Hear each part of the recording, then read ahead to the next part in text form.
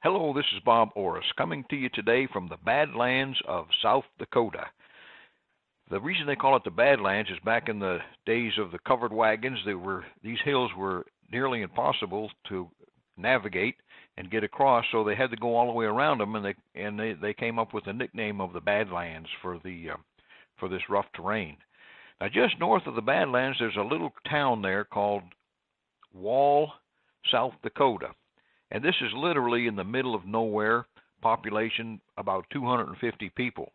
And many years ago, about 1931 to be exact, a pharmacist moved to the area to open up a pharmacy and to get away from all the big city where he could raise his family.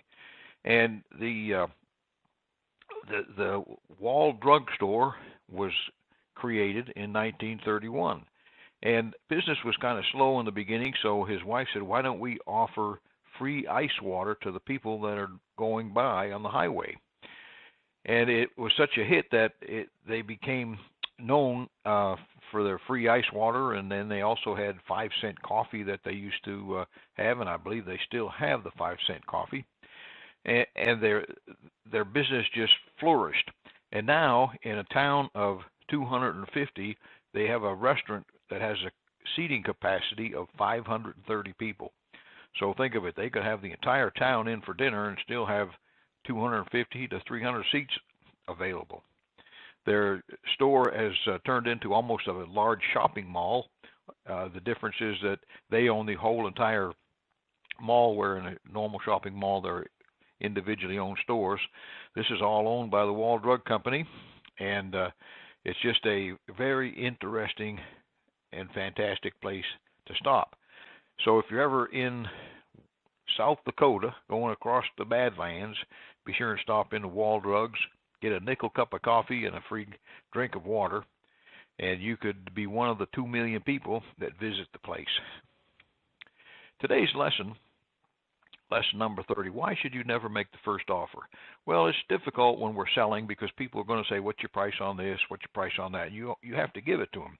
But occasionally when somebody is making a larger purchase, 100 cases of something for a special banquet, a special event, and they say, what's your price on back ribs, or what's your price on prime ribs, or what's your price on chicken breast for this large event we're having? And you might say, well, as you're getting your price figured out, say, well, how much are you looking to pay? And by doing this, they may come up with a price that's higher than what you would normally give them.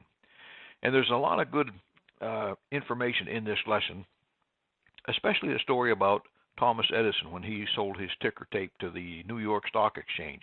That's an interesting story. I learned that down in Fort Myers, Florida, when I was there visiting his winter home.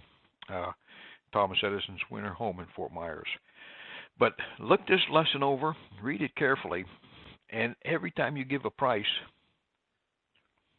think about how you might have been able to get them to give you the first price. So with that in mind, from the Badlands of South Dakota, you have yourself a great day. We'll be back again tomorrow. Go out and sell something, and we'll talk to you soon.